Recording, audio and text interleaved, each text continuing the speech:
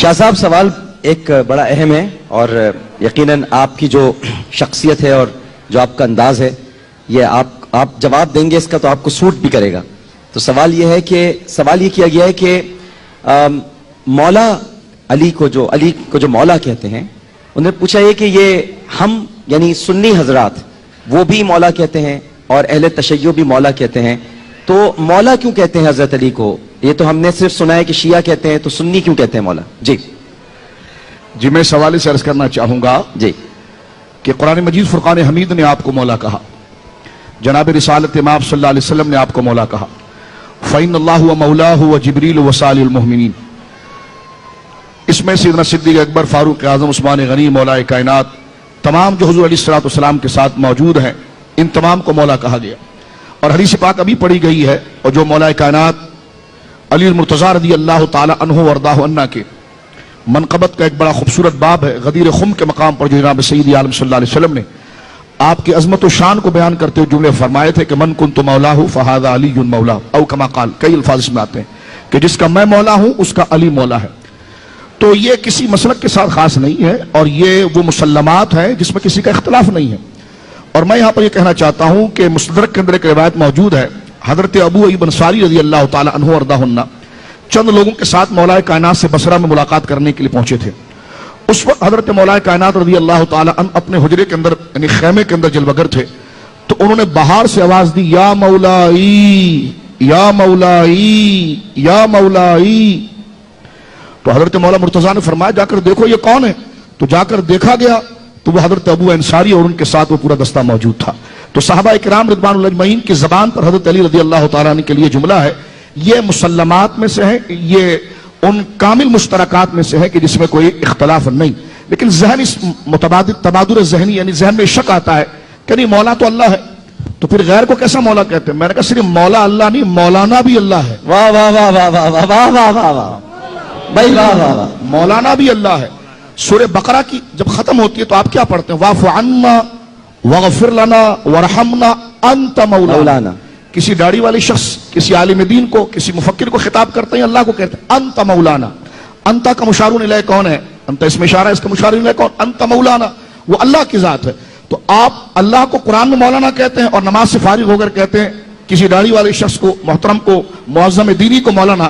تو جس طرح لفظ کے اشتراک سے وہاں شرک نہیں ہوتا, جو تعویل وہاں پر گوارا ہے وہی تعویل یہاں پر گوارا ہے, بلکہ ہر عالم مولا کائنات کی نسبت سے مولا بنتا ہے. واہ واہ واہ واہ. ان کی نسبت سے اسے یہ فیض نصیب ہوتا ہے کیونکہ کمال کا منتہا آپ کی ذات مبارکہ ہے.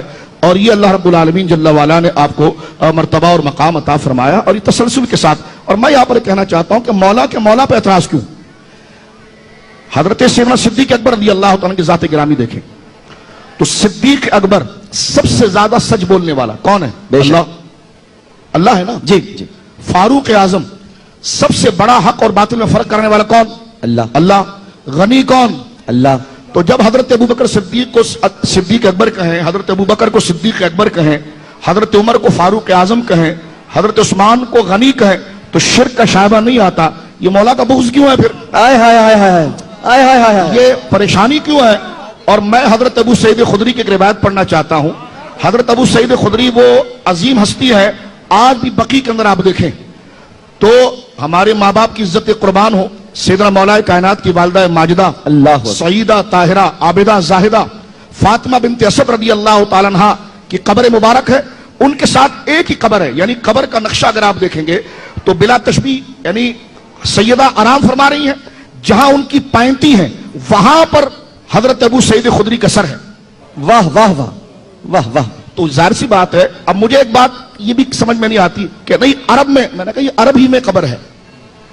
میں تو حیران ہوں کہ آپ عشق حقیقی بات کرتے ہیں, عشق مجازی بھی عرب سے آیا تھا. لیلا مجنو کون تھے؟ اللہ اللہ اللہ.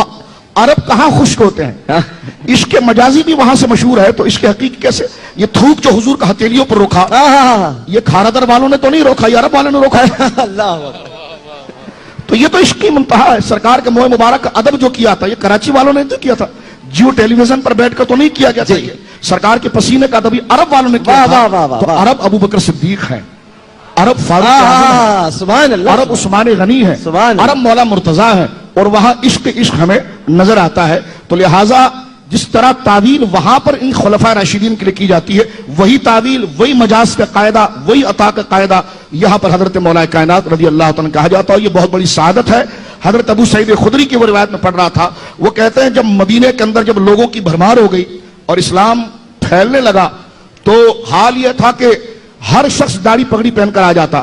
تو ہم کہتے کہ جی منافق اور مومن کو کیسے پہچانے، بس ہم ذکر علی شروع کر دیتے. جامع ترمذی موجود ہے. جس کا چہرہ کھل جاتا اللہ مومن ہے، اور جو پھٹکار کا شکار ہو جاتا تو واہ واہ واہ واہ واہ واہ واہ واہ واہ. یہ بہت خوبصورت گفتگو، اور میں نے جیسا کہ کہا تھا کہ یہ جواب سوٹ کرتا ہے.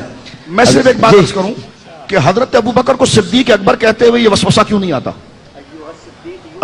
صدیق اکبر کہتے ہیں. جی ہاں. حضرت عمر کو فاروق اعظم کہتے ہوئے وسوسہ کیوں نہیں آتا؟ حضرت عثمان کو غنی جو خدا کی صفت ہے وہ کہتے ہوئے وسوسہ کیوں نہیں آتا؟ مولا کے لیے کیوں آتا ہے؟ تو لہٰذا صحابہ کی وجہ سے آتا ہے. جی ہاں. لہٰذا ایمان کا تقاضا یہ ہے کہ ہمیں عصبیت کو چھوڑ کر اس طرف آنا چاہیے، اور جن سے رسول اللہ راضی ہیں، جن سے خدا راضی ہیں، ان سے کشادہ قلبی کے ساتھ ان کے مناقب کو پڑھنا چاہیے. جہاں خدا کا کلام اتنا کھل کے ان کے سونے کو بیان کرتا ہے، چلنے کو بیان کرتا ہے، دیکھنے کو بیان کرتا ہے، لیٹنے کو بیان کرتا ہے، تو پھر ہم ان کے فضائل سے منہ کیوں موڑیں؟ واہ واہ واہ.